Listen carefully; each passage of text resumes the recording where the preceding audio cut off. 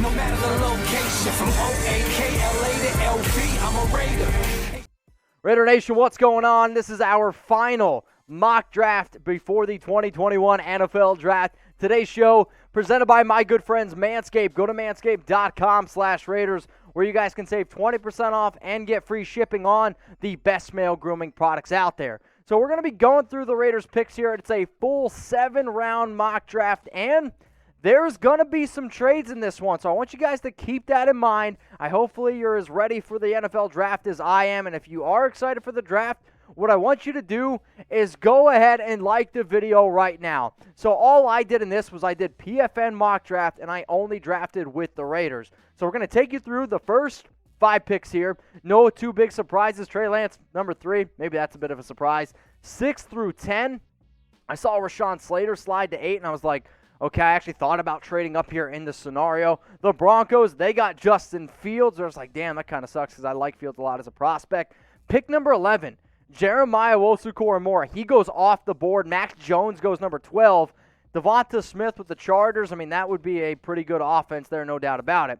Pick number 16, Azeez Ojulari. So with the way that this mock felt, I'm curious, who would you guys pick at number 17? Go down in the comments and let me know. What I actually had was the Miami Dolphins offered me a trade. So either you could take one of the players on the board or you can go ahead and accept this trade. So this is the trade that they offered me. They trade up 1 pick. The Raiders, they get pick number 18 and 81st overall in the 3rd round. The Dolphins obviously go up 1 pick, and we have to give them a 5th round pick. So what do you guys think about this? Would you have made this trade? Y for yes, or I want you to type N for no. If you're going to type your Y for yes, keep watching. If you're going to type your N for no, who would you have end up going with? Would you have gone with a guy like a Micah Parsons, maybe an Elijah Vera Tucker? I see some people throwing some names down there in the comments. Let me know, would you have made this trade? I did make this trade, so I ended up trading back 1 pick. Miami went up and got Elijah Vera Tucker, which I actually think is pretty interesting because they just traded one of their guards, Eric Flowers, today, so they're maybe looking for an extra guard. With all the connections of Elijah Vera Tucker going to the Raiders, I thought this trade made sense. So at pick number 18, I went with Micah Parsons, linebacker out of Penn State, and to get him here and get the extra draft capital, I was super stoked. I wanted to roll the dice a little bit because I was actually going to take him at 17, and then when I saw the trade offer from Miami, I was like, all right, sick. In terms of overall talent, you can't deny it here. And if the Raiders use him the right way, the way that they used Khalil Mack, I am a believer that Parsons, we're going to go back and look at him and be like, that's one of the best defensive players in the league because that's the type of talent he has. Is some of the off-the-field stuff scare me? Yes, absolutely. But you know what? I'm hoping when he was a 20-year-old boy, he was a boy. And now he's a little bit older, learned from his past mistakes, and now he's a man. Because I'm drafting a man at number 18. I don't want the boy from Penn State. So here's what the depth chart would look like with Parsons. I'd probably put him at strong side linebacker, drop Nicholas Morrow. Obviously, you could actually also probably place him as an edge rusher because, let's face it, like, he's a very talented player. You can use him in a lot of different roles here for the Las Vegas Raiders. Now, the 2021 NFL Draft, it's coming up real quick, and I'll tell you what, man, I'm super excited. I'm also excited because I'm going to be live at Chat Sports. Go to youtube.com/ChatSportsTV and set a reminder because we're going to be going live Thursday, 7 p.m. Eastern Time. So we're going to be starting about an hour. We might even start 90 minutes before the actual draft itself where we're going to get the juices flowing a little bit and we're going to be having a good time. But we're also going to be live for day 2, so rounds 2 to 3, and we're going to be doing analysis on every single pick. Personally, day 3 is maybe the best day for me because, like, this is where I can let my hair down. We have a good time. We get the party started. So all I want you guys to do, if you enjoy the Raiders Report, also support Chat Sports where you can find me because we're going to be doing analysis on every pick, games, prizes, the live interaction. We had over 60,000 live watching last year. I think we're going to get over 100,000 live watching this year. Millions of views. It's a blast, I promise you. Go subscribe, youtube.com/ChatSportsTV. In round 2, pick 48 of my Raiders mock draft, I went safety Richie Grant. I could have also gone with Kadarius Toney, who I have higher ranked as in terms of a prospect. However, I went with a bigger need.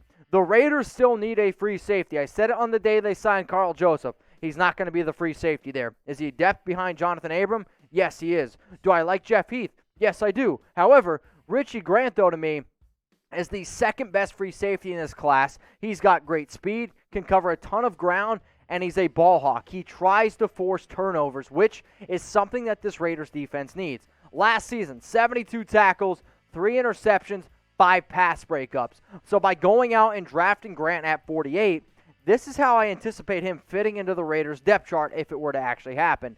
I would start him, and I understand he's a young guy, and Jeff Heath did a great job last year. He did. There's no denying that. But Grant has the higher ceiling. He is the better player in terms of long value, and that's why he would be the starter, in my opinion, at free safety. All right, y'all, so the next thing that I did here was we were breaking it down, and before I get to the next picks, there was actually a trade opportunity that I saw, and you know what? I went ahead and I did it. This is the trade that I made. So I gave up our 3rd-round pick, 79 overall. I gave up our 4th-round pick and our 6th-round pick, and I did it to draft up to number 61. So if we ended up doing this trade, what player do you think I went out and got? I'm curious if you all can guess it here. So grade the trade, A, B, C, D, or F. There was one player that I thought started to slide down the board that I thought filled a pretty good need here. So grade the trade, A, B, C, D, or F. And with the 61 pick, well, I'm actually going to tell you after I give you a little bit of love here to our sponsor, Manscaped. If you guys are looking for the perfect package, and if you thought the trade that I just put up was the perfect package, hey, we're thinking alike here. 20% off and free shipping on the best male grooming products out there. The Lawnmower 3.0, rechargeable battery, 8-hour battery life, actually. You can use it in the shower. It fits great in your hand. I guarantee you one thing, it's not going to cut you, which I've had some bad razors out there that cut you, and then you're looking like the Grinch. If you don't know what I'm talking about, then watch the movie. But this is an unbelievable product. Plus, when you go ahead and get started with the link that you see below, it'll be in the comments, it'll be in the description. You also get the boxers and the traveling case 100% free. It also comes with ball deodorant, ball toner. Manscaped is absolutely hooking up Raider Nation here, and I want you guys to be taken care of. If you end up getting the products, you can always message me on IG. I like to see, who actually gets our products, and I always share it on my social media as well. Free shipping, 20% off, manscaped.com/Raiders. All right, round 2, pick number 61. I traded up for offensive tackle Liam Eichenberg from Notre Dame. Normally, I don't like to trade up. You guys know that. But I was like, okay, I can get Micah Parsons, fill a need. Free safety, fill a need. And then my top tackle that was still available was one, in fact, Liam Eichenberg, who I get it. He played left tackle, started 38 games for Notre Dame. But you know what? I know offensive linemen from Notre Dame are usually pretty damn good. And he's a good blocker through the run, through pass, and I think that he is going to be still a good right tackle. A lot of people out there are like, oh, he's got short arms. You're right. For a tackle, he does. But I'm telling you what, he would fit what Tom Cable is looking for. So if they were to make this move, if they were to trade up, he's your new starting right tackle. And I know Mayock was hyping up Jones Smith. No disrespect to Jones Smith. I don't trust him to play right tackle. I also don't trust a guy like Brandon Parker. So with Colton Miller, Liam Eichenberg, 2 young guys there, I like that offensive line a lot. I really, really, truly do. So do I normally like trading up? No. But in this case, I wanted to mix it up a little bit.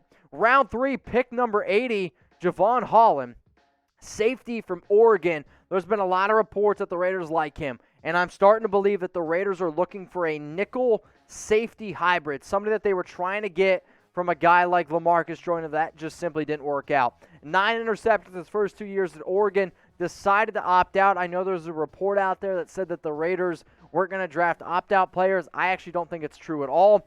So at 6'1", 201 pounds, you already have Richie Grant at safety. Now you could play Holland in the nickel. And if you also wanted to switch Holland up a little bit and throw him back at safety as well, I think you have the versatility to do it. At the very next pick, and remember, this is the one that I got from the Miami Dolphins trade that I did earlier, round 3, pick number 81, Tyson Campbell, cornerback from Georgia. I actually think this is phenomenal value. This is the type of player here where I could see him going in round 2. Like, he is a round 2 type of prospect for me. He's long, tall, and athletic. It's everything that you're looking for in a Gus Bradley style of corner. Plus, that elite speed at 4.40.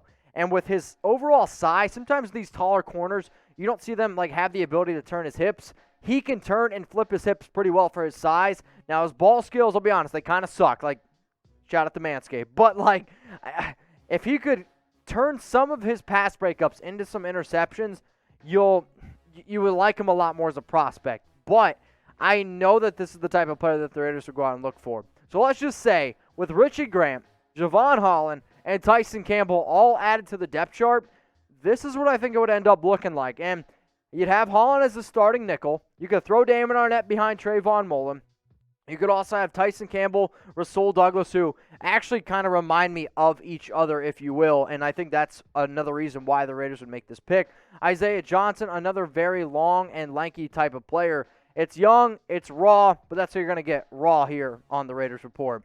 All right, so we don't have that 4th-round pick because we traded it away, which means now round 5, pick 162, our only 5th-round pick. I'm going to go defensive tackle Marvin Wilson, and in terms of players that I've taken here on the Raiders Report on my mock drafts, this actually might be the most common one because if he would have gone in last year's draft, he would have been a top 50 pick. And realistically, if he would have played as well as he did in 2019, if he would come out in the draft, he would still be one of the top DTs. The issue was 2020 was bad for him. He was lazy, he looked out of shape, and he looked unmotivated. Now, when I'm drafting back here this late, right, I am looking for upside. If I get the 2019 version of Marvin Wilson, this is a phenomenal pick. If it doesn't work out, okay, it's all good. But you can't deny the tape that you saw in 2019.